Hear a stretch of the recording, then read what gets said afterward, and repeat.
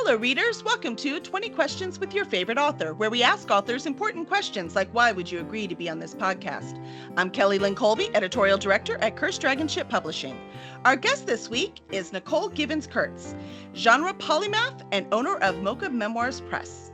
Nicole has been named one of the 6 Black SFF indie writers you should be reading, 30 must-read SFF books by Black authors, and the best of the West, 8 alternative history westerns for Sisters of the Wild Sage. If she's not your favorite now, she will be after.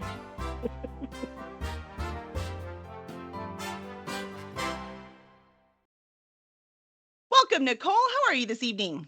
I'm great. Thanks for asking. Good. I have to say, I have to trim the bios down, but usually I can get the meat out of them and make it nice and short. I had 3 more sentences to read, trying to narrow yours down, and I did not make it in the intro. There were so many cool things that you have done. And I have to say, there's so much on there. And this is just author stuff, right? I can't imagine how rich the rest of your life has been. So I'm wondering, since I'm not sure where to start, why don't we start with your childhood? What happened when you were young that made you decide to be a writer? Oh, my mom is a writer, but not in a way not creative writing and not published. But my earliest memories are of my mom, because my mom was a teenage mom. She was 18. But she was always a big fan of writing. She would journal a lot. She was also a big fan of reading. So she would read True Romance, Jet magazines, Ebony magazines. And so even though we were impoverished, I still had a print-rich home because my mom would take me to the library or to get books, or we would sit and read. My dad would read the newspaper. We'll get the newspaper and we just spread out. He'd be like, here's your funnies. And then we'd lay on the floor. And my dad would read the sports section and I would read the funnies. And so I came from a house where reading was really important, but my mom also wrote. She would write stories and memories and things down, information down. She was always writing. And so, of course, I too was always writing. But I had horrible insomnia as a child. And so when I got sent to bed, I was never actually sleepy. So I would continue whatever TV show I just finished watching in my mind. And so even before I was able to write stories out, I was still amending stories and creating stories. And of course, as an only child for 7 years, I spent a lot of time with my Barbies, also creating stories for them. That's so cool. So I always have been involved in story making. And because I saw my mom write a lot, I also just wrote a lot. It didn't seem unnatural to write. It was just something she and I did together. So by the time I got to kindergarten, I already knew how to read, and I already knew how to write my name, which was at that time in the 70s. It wasn't pretty advanced. And from a poor family, I mean, that's impressive. Yeah, no doubt. That's pretty darn cool. Yeah, that's the same. I mean, I learned how to read when I was 4, right? Some of us, it's almost like it was destiny and we just put it off for a long time. Right. We avoided our destiny. We didn't go to that call. Our hero's journey took a long time. Right. So I like that you were continuing the TV shows that you would watch. Are any of those, were they really inspirational, for you now when you started to write? Oh, wow. I wouldn't even know because there's such a blend, right? Because I would watch cartoons, and then my parents would watch Dallas and, the evening soap operas. And so, so I can't even tell you, because most of what I write now is horror related or science, my Weird Westerns. Those are the Sisters of the Wild Sage, or they're cyberpunk noir. So they're usually mystery. Love that name. They're very much, they're darker themed, usually involving a body or 5 or something like that. So, but my mom was a big mystery fan too. So that's something we watched together. And of course, I'm a child of the 80s. So slasher films were huge. You go to, the video place and you rent the latest horror slasher films and you go home and watch them with your family because that's a family film. Right. It totally is. I mean, totally. So you said your youngest sibling is 7 years younger than you? So you know this as an educator, the first 4 years are quite formative. That's kind of where your personality gets solidified. And so the first 4 years for me, I was an only child. And so even though I'm the oldest, I still have only child Syndrome. syndrome. And my mom thinks it's hilarious because even now I'm like, why is he here?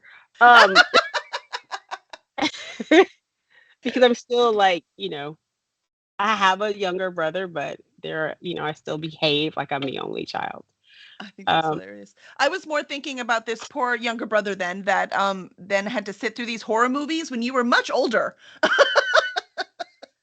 he had he did video games. That was his thing. So he played Zelda and, that was his, He would know what a chocobo is.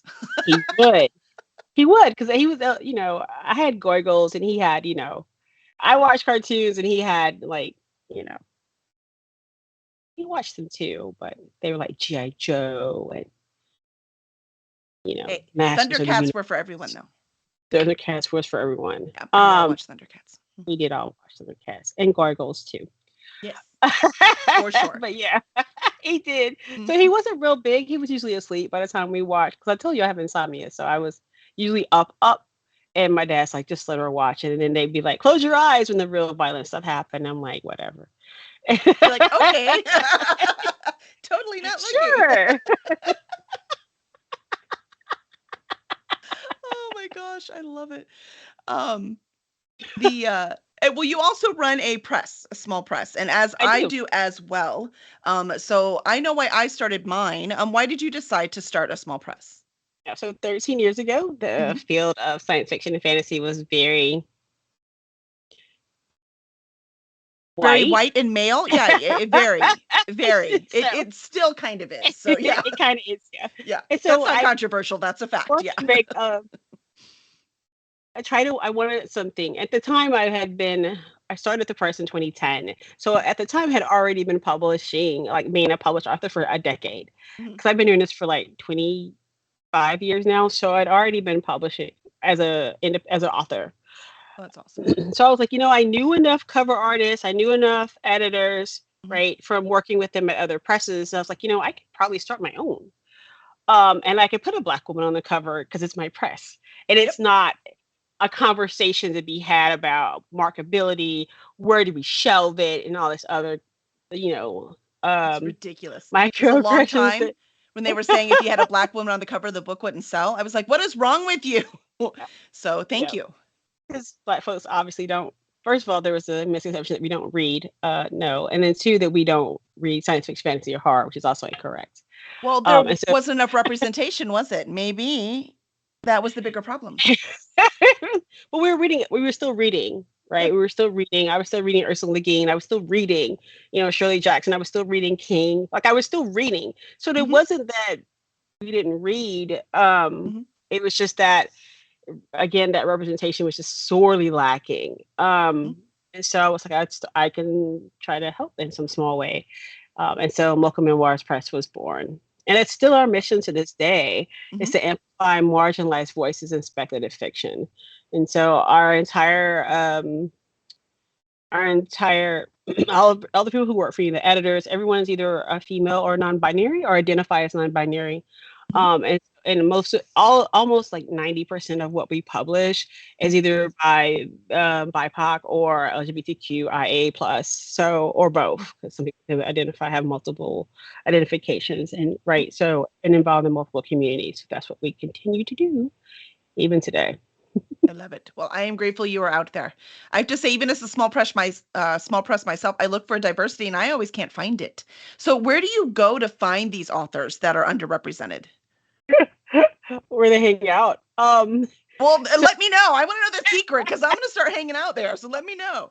So one of the things I think is really important too, the HWA is doing a really great, the Hard Writers Association is doing a Mhm. really great job of providing scholarships and amplifying works by Mhm. people of color. I don't think SIFWA's done some work, but again, they're a much larger organization, and I invest a bigger truck to turn around. Mhm. if you, um, Right. Yeah. It's a you know nice way to what put it. It's I true. Uh-huh. mean? Yep. Mhm. But there are groups like the State of Black Science Fiction on Facebook. I think they now have like 45,000 members. as a place where you can find authors. You can buy anthologies, right? Like Mhm. my anthology Slay, my anthology that just came out, there's Black and Roots, where they're all the authors are from the African diaspora. So you can find Black authors that way. There's a Nightlight Horror podcast where they only publish stories on that podcast by Black authors. These are places you can find where Black That's authors awesome. live. What was that called? Oh, I guess I was going to write it down. I'm like, I guess I can listen to the recording again. What was that? What was the podcast? One more time. Called Nightlight Nightlights. podcast. It's by Tanya Ransom. Okay. And so they do dramatic readings of Black works for horror on there.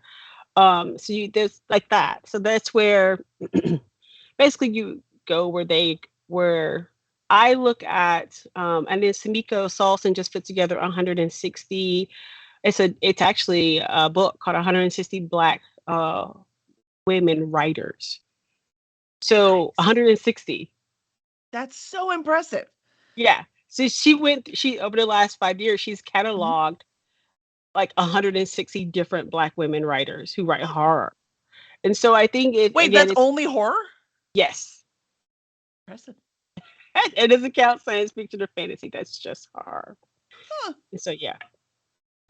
Well, let's face it. There's a lot of horror in our SFF, isn't there? Like, there's we can't help it, man. Sometimes I'm like, Yeah. I don't know. This is like alien horror. I don't know what to call this. Which is also a thing. Yeah. Oh, Event I know. Horizon. One of my I mean, authors totally writes in it. right, where do you shelve it? Uh-huh. Yeah, and that's the problem, right? I'm like, I don't know where this goes exactly.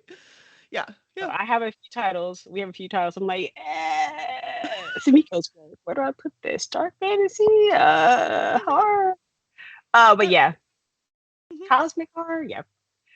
Yeah. So yeah. Yeah. Yeah. Or to me, cosmic or horror needs to have like big gods too. You know what I mean? I don't know. Is that true, or is that just the way I see it? No, it does, and Yeah. hers Okay. does. Yeah. Oh, well, Yeah. excuse me, theirs does. Yes. Yes. Yes. So that's what it makes sense to me.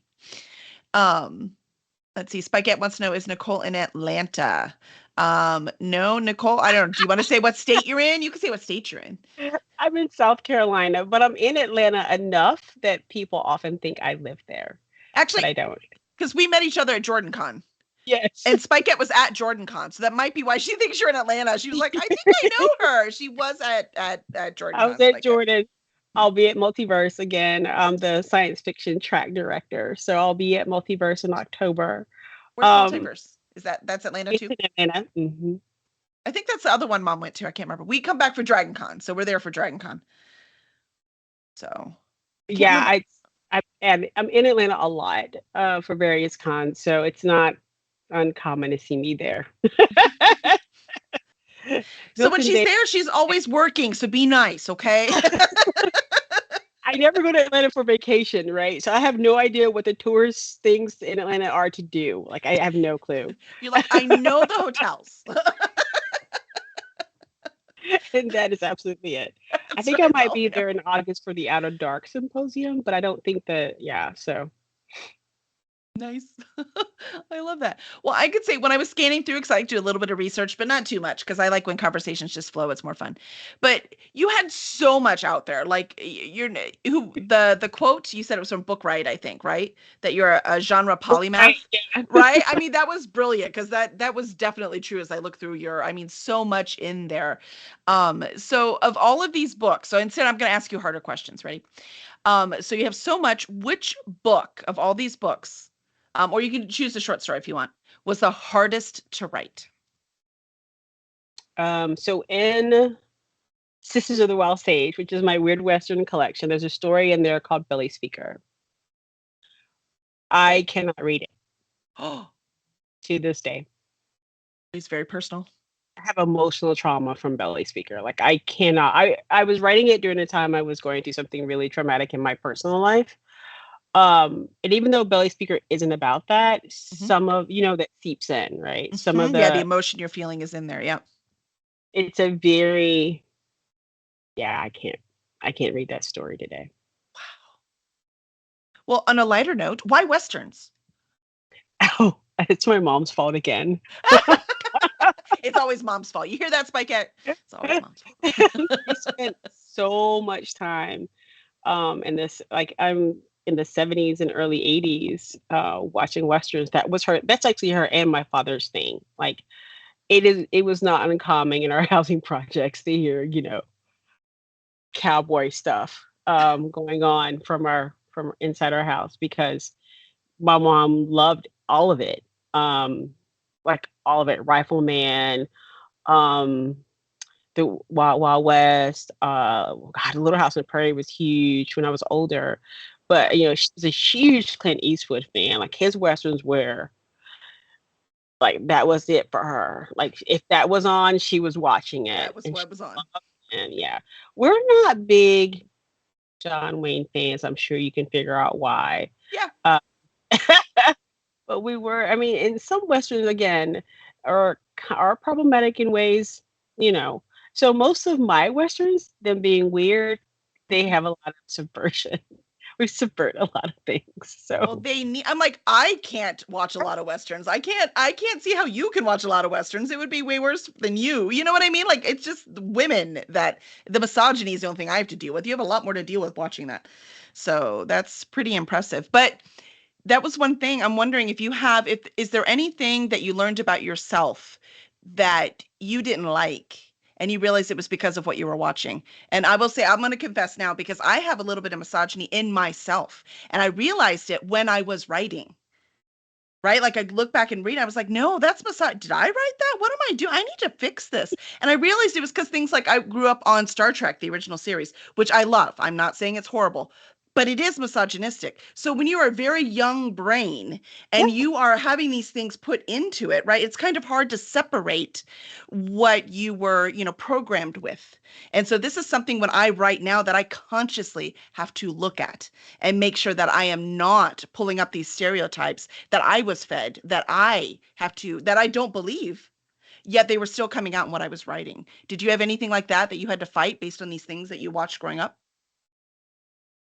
So I think one of the things that I consciously struggle with, or make a purpose to not do, Hmm. is, in society there is and especially in the early 80s and late Hmm. 70s, there were very few black women who were darker skinned in on magazine covers. And people were like, "What? It's not." I know now it's okay. It's still not great, but it's a It's lot I would more. say it's still a problem now. Yeah, this is not. Yeah. But I mean, you saw Beverly Johnson and that was it, and she was like the only, or you saw Iman and that was it. Hmm. And so it was very limiting to, and they have Anglo features, so even their features were not, African in the way they looked. And same thing for Vanessa Williams, who was Miss America in '84. Again, very lightly complected, blue I say, but she was eyed. really light. Yeah. Yeah. Hmm. So there wasn't a Hmm. lot of women who looked like me Hmm. who were considered beautiful by the standards of beauty, right? In any type of media, in movies, and in any type of media, it just wasn't happening. And so one of the things I try to do when I write, and when I write characters, and when I use book covers in particular, Hmm. is to, I mean, Nichelle Nichols notwithstanding, um, They're right? But always the again, forerunner people, man. There's always the but forerunners. We she need was them, very right? We need them. versatile. Please. Thank you. But then they like shut the door behind her, and that was it. Like, it's like we can Yep. only do one, and so Uh-huh. there's this idea that there could Yep. be only one. Like, everyone's a Highlander all of a sudden, Hmm. and For so sure. Yeah. my work now, and my work historically, has been to give dark skinned black girls heroes or protagonists that look like them, to whom they can identify with, in speculative fiction. Because you can find black women, like in Gloria Naylor's so Women of Brewster's Place. Like, you can find in contemporary um, literary fiction all through the 80s. Terry McMillan's Waiting to Exhale. Like, you could find it. But it wasn't in speculative fiction, which is what I read. Right. And so Yep. and when I looked at the one that I had, was Susanna in Stephen King's The Dark Tower, and the way she's treated is horrible. Hmm. I don't know if any of you are familiar with The Dark Tower For at sure. all, We're but big Stephen King fans in this group, so okay, so yeah. you know that Susanna Dean's work, I know he tried to redeem it later in Songs of Susanna. right? Making her a hero without this other garbage that he, but the violence to her, which I feel like could have, and I know the Dark Tower is a horror, it's a horror fantasy, Mm-hmm. but there, and King, being from Maine, probably didn't have a whole lot of interaction with Black folks, right? No doubt. Uh-huh. Uh-huh. And I have written an essay about this. If you Google Nicole Songs of Susanna, you'll probably find it. Um, Oh, that's interesting. I love so I that. won't go into it here, but Uh, again, just wanting to make sure that I could present sheroes, and not just for Black girls, but for did you people say She who Rose? I did. I love that. She Rose. Oh my gosh. That just made me happy. I don't know why. That's brilliant. Sorry, continue. I did not. I cannot take credit for that. That's I've heard it before. But sheroes who are, it's not just great for us, not just for little Black girls, but also great for you, right? Yeah, For other for people to sure. see darker skinned Black women doing things that are not being prostitutes or not being drug addicts or single mothers in the hood. Like there needed to Mhm. be some elevation and variety because our community is not a monolith. Right. No community is. Nope. And so the more versions of things you can see, the more diverse Black people you see, your understanding of these solid like stereotypes will begin to crumble and dissolve Right. because you start to see the humanity and the commonality You start versus seeing people as people. Yeah. And instead I start judging you whether you read or not, because that's never going to end. I'm sorry. that's never going to That's end. no, that's kind of permanent for me. Sorry. No one's going to change my mind. Yeah, if you're not a reader, and I mean, like, I had guys that I dated who did, like, I don't read novels, but I read like magazines. Okay, I don't care. Yeah. Do you read something? Hmm. That's not, if you tell me you read Playboy for the articles, okay. Yeah. Yeah. Whatever you say, as long as you're also reading the articles, I really don't care. I don't No, care. But I you have to laugh. be a reader. Right? Yeah, you've got to read. I'm sorry. I am going to judge you. I admit. You can put this on my record. It's official. I will judge you if you don't read. The it's not fair of me. I know, but it doesn't matter. I will. Not again, like you said, not what you read, but that you read. Yep. It's funny because at conventions, I don't know if you have a thing, 'cause obviously you do a lot of conventions, right? We just talked about that. And so we do them too. And what we like to ask readers, because we're still trying to sell, but I don't want to sell to someone who is not interested, right? We're not trying to hardcore sell. If you're not interested, there's no point, because why are you going to read anymore? Why are you going to read them at all? Right? I don't need to just sell that book. I need to sell you on the concept of what we're doing, right? Right. You really like fantasy, you're going to love this series, that kind of thing. So I like to ask them questions where they can eliminate themselves. So I ask them, what do you like to read? Right. So it's not a yes or a no. And then based on their answer, because I have a lot being a publishing company, just like you would have a lot because you write so much and have a publishing company, then I can steer them in the right direction. No reason for me to sell them fantasy if they only want to read horror, right? Right. Or if they can't stand blood and all they want is a light, they just want a light romance. Well, then that's over here, right? So I can put them where they belong. And so many people like, oh, I don't read. I'm like, okay, have a nice day. And inside I'm So going, that's how my do you question too. survive? How I do don't you know. even make I it? how, and that's I. So that's my question. That's my table question too. Hey, what do you like to read? Uh-huh. Um, but I do occasionally get. I only like to read manga. Right. And so I'm like, oh, well, that's great. Mhm. Good for you. And then we may talk about what type of manga because I'm a nerd. I also like manga and You're like, me anime. So, too. but there's nothing on my table that's going to be able to satisfy your need because unless right because I don't have any manga and Right. then it's not even a subject. It's just it's a format that they prefer. Hmm. They Exactly. want pictures and words. Like in people only read comics. Well, I'm not going to try to. I'm still not going to try to sell you, even though I might have a superhero novel here Hmm. because comics is a very different medium. And Correct. so, yeah, Yeah. Yep. I let them self-select, and that's sure, okay. But if they say manga, and there are a lot of mangas at the cons we go to, right? It's not, and I have yep. no issue with that. Hey, you're reading, I don't care, right? But when they say, oh, I don't read, I'm like, I don't know. I I never get that at Jordan Con though. well, I Jordan never Con's a get. lot. That's different. Yeah. Jordan Con is readers and writers specifically. Like I Oh yeah. consider that more of a writer con than I do any other kind of con. And I've only been once, so I'm not experienced, but that was my experience. I've been a It was few times, awesome. but yeah, Yeah, yeah. They right? Yeah. only. And I think it's because when there's either if you go if you're going to Jordan Con, you must like Robert Jordan, which means you must be a reader. And Right, because there's so no way you're reading this 20 book series, and not what's it, 14 books, right. whatever series, and not a reader. Yeah. So yeah, that's kind of my. I don't get that at Jordan. I do get it at some of the other regional conventions I go to, but I've never gotten it at Jordan Con. Yeah. Yeah. I agree. I agree. But that is when we can self-select, like you said. They're Yeah. like, oh, I like a historical fiction. I'm like, I don't have any historical fiction right now. I'm trying, but I don't have any. I'm sorry. Right. No, I feel you. I don't want to waste either of our times. But we did have a question from the chats. Let me pull that up real quick. Sure. Friday Blue wants to know, what is your favorite horror trope or theme to write?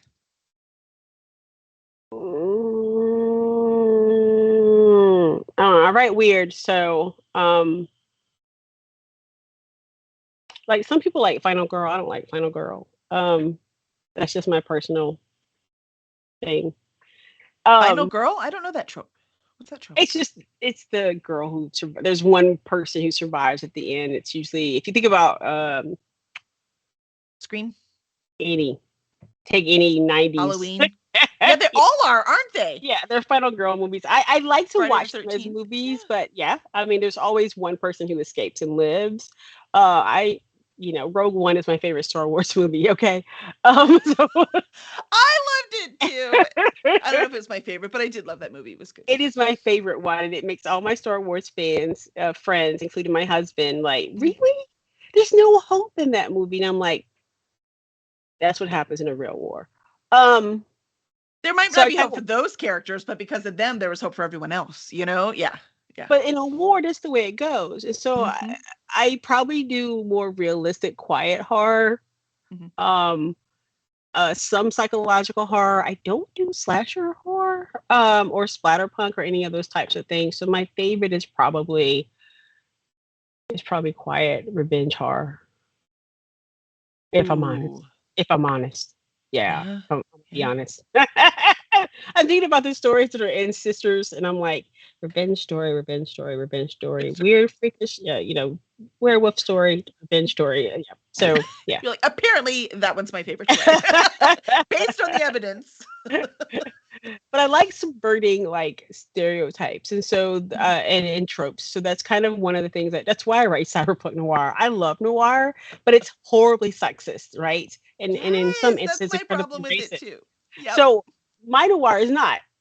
For a lot of it, so there's no femme fatale. It usually gets flipped. It's usually a dude, or the femme fatale is actually brilliant, and not detrimental, not a fatale at all, just a femme.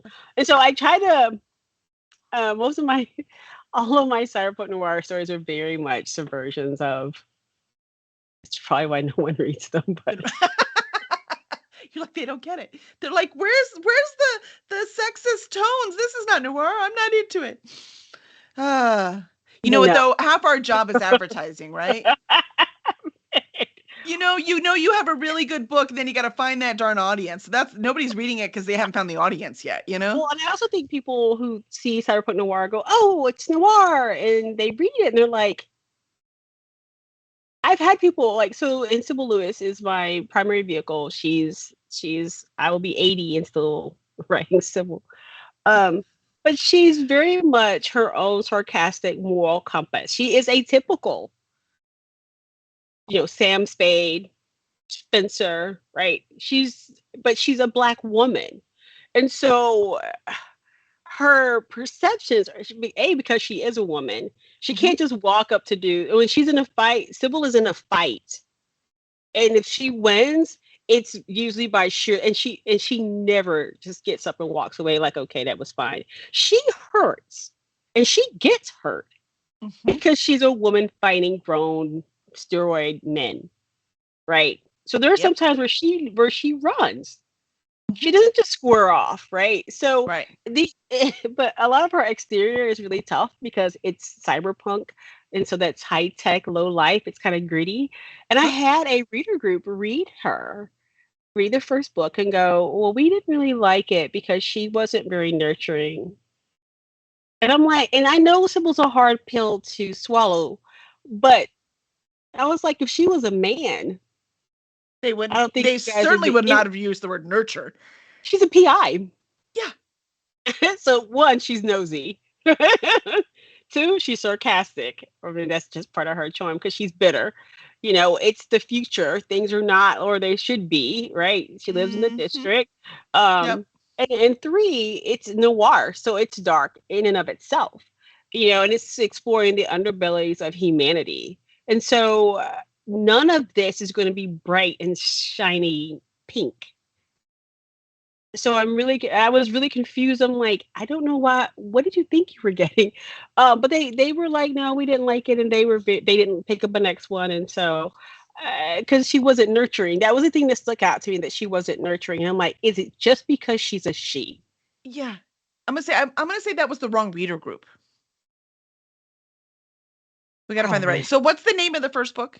Silenced. Silence. Okay. Yeah.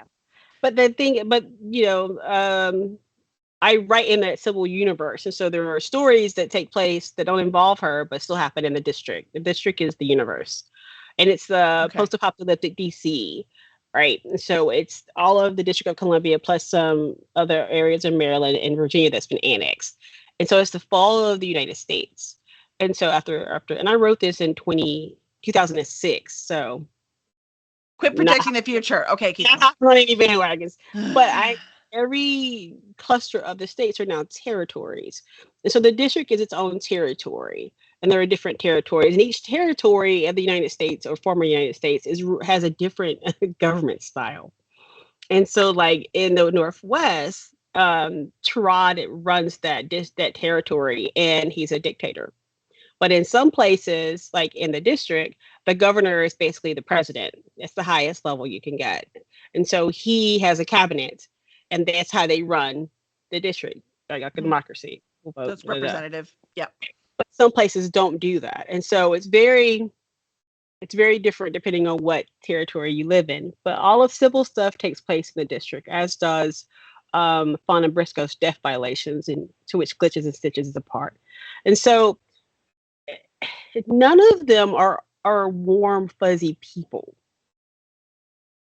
Well, they don't live in a because warm fuzzy world, so yeah. I mean, I mean things for her and stuff. When you so one of the things I wrote, that PI, then I was mhm. like, oh, she's always dissing the cops, and I was like, she goes, I don't do regulator ruin cases, and regulators are cops. They regulate and make sure that no one is in violation of the rules. And so she goes, I don't do regulator ruin cases, meaning if a cop has touched and they mess it up, she's not, don't bring it to me because I'm not doing it. Um, which of course she ends up doing it anyway. But I thought it would be interesting to write what the cops do in Mhm. the district. And so Fawn and Briscoe, it's called Death Violations. There are three novellas. Glitches and Stitches is the first one, and I did a rapid release with them, so they came out, they were done. So that trilogy is finished. But they were released January, February, March, 1, 2, and 3. Nice. So what it was interesting because they have it a little better because they get a salary, right? A consistent salary. And so you get to see the difference of how Civil has to make a scratch to make a living, right? To Mhm. cobble together a living. And then Mhm. how they have, it's not perfect, but it's better than what she's got because they are basically territory district employees. So there's some benefits that comes with that she doesn't get, right? But she also gets to choose her cases. They don't. Does they do not. Hmm. Dawn has PTSD.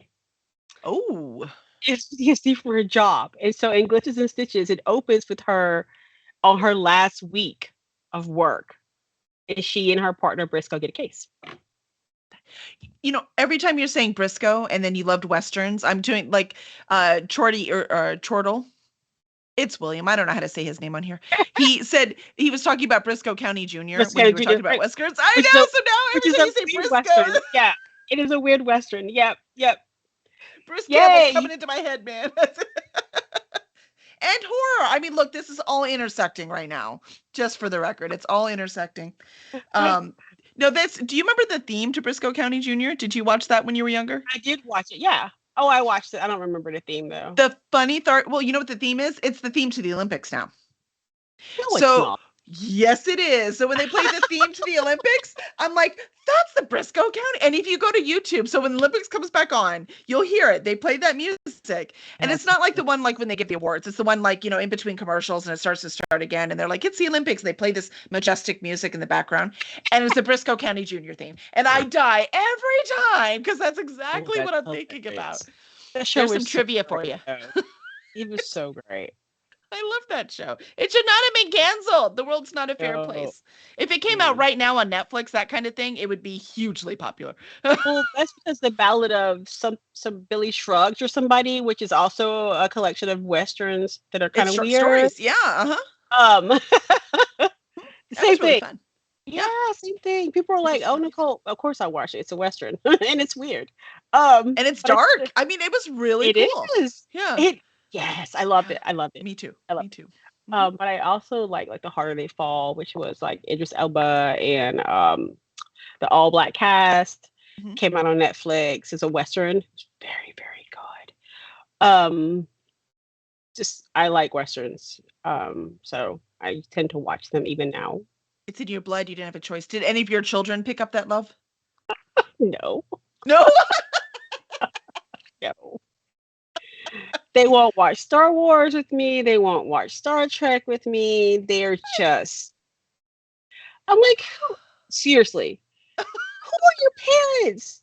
I'm just like, what happened? If you didn't look just like me, I would be getting a DNA test because this is not right.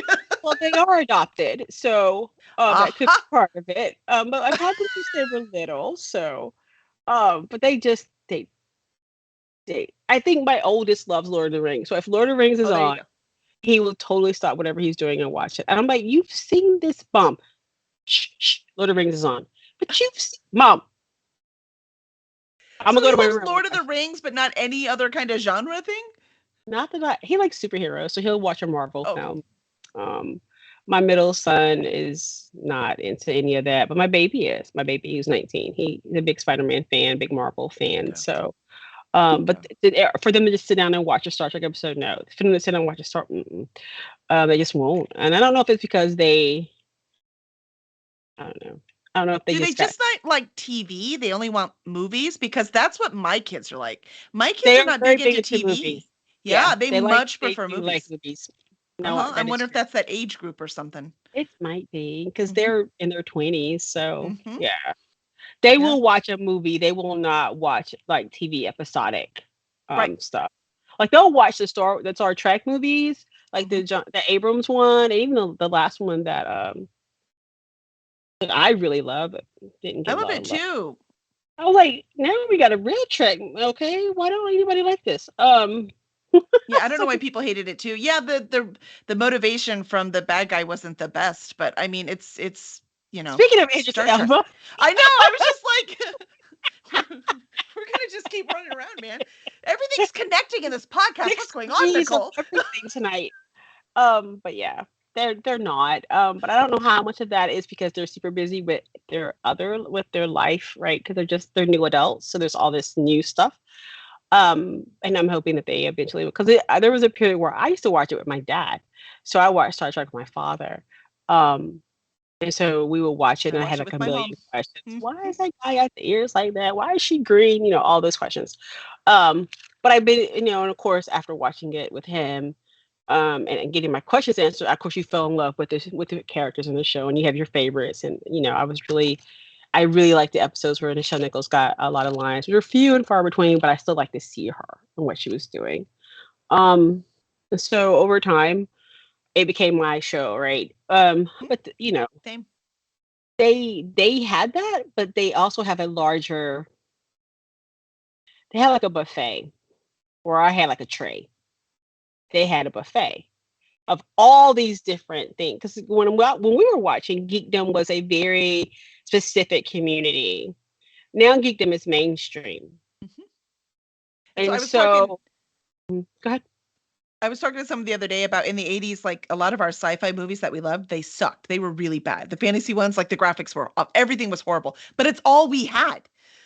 So we just ate it up anyways because that's all we had. So you're right. Maybe it's just because they have so much right now that it doesn't seem like they need to hold on to it. Yeah, I mean, it's just something. It's one of those. It's another Marvel movie, right? But they Mhm. don't understand the awe of seeing Blade the first time in a movie theater. A, he was black. Mhm. B, he was a superhero. Yep. C, he was a daywalker. Mhm. And I was just like, Wesley Snipes was like at the pinnacle of his acting career. It was like black joy all over the place, and they'll never Yes. be able to understand that because for them, they've always had that, right? And so it's just like I was trying to explain to my mom why the boys weren't very excited about voting, and I'm like, well, and how important it is. I'm like, but you don't understand. For me and for her, when Mhm. Obama was finally voted in, that was Mhm. a huge thing for us because we I have waited my entire life. My mom, who's born in '55, has also waited her entire life. Well, Mhm. for my children, they won't have a history where there wasn't one. Right. And Right. so for them, it's a very different, in the same way that having access to science fiction, fantasy, and horror, they Mhm. have Jordan Peele work. Mhm. We never had that. No. But it's brand new, but their lives are so short. It's still a bigger portion of them. You know, for us, it's still new. It's Right. still. So for me, it's like an awe-inspiring thing because I have Uh-huh. to cherish because Yep. I've waited. It's like Christmas. I've waited 3 years to get this bike, and but for them, they're like, "Oh, it's a bike. I got a bike last year." Yeah. Ugh, you're driving me crazy, kids. Because you have to keep investing it. If you don't, it'll die. You know, you got to keep doing it, man. You got to keep doing it. We don't want any of this to die. Keep investing.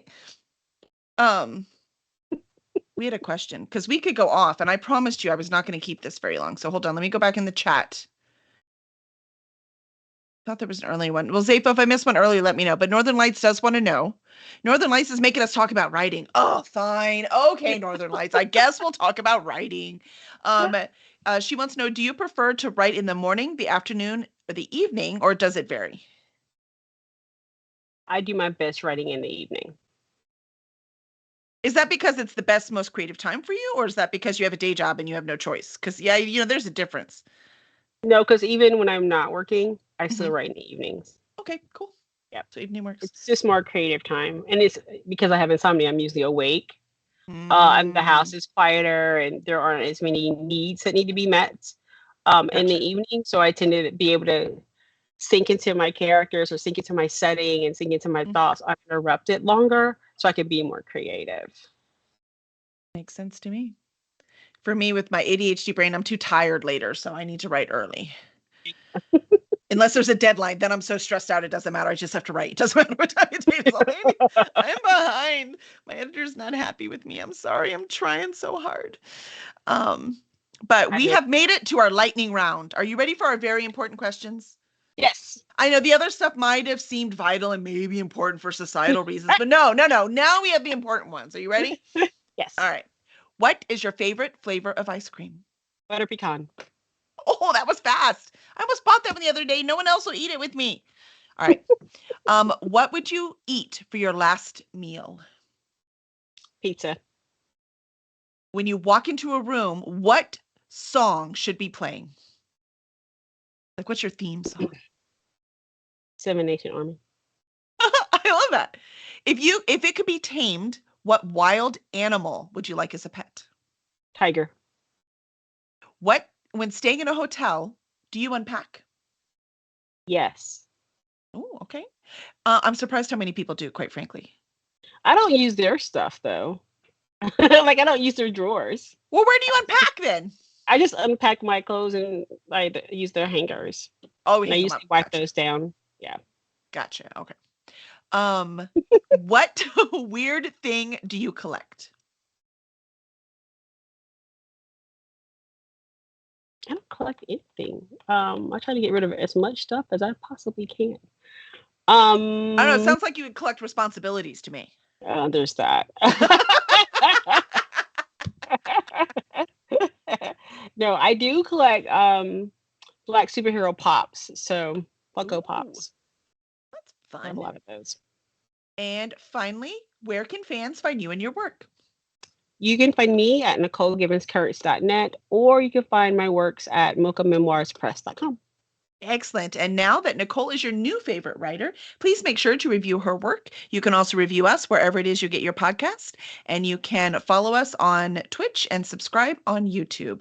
And we will not see you next week because it's 4th of July. So we're eating barbecue. So we're going to be partying. There'll be fireworks. Not happening. Sorry. We love you guys, but it's 4th of July. We're going to go party. So we will see you the week after that with our next guest. We'll see you then.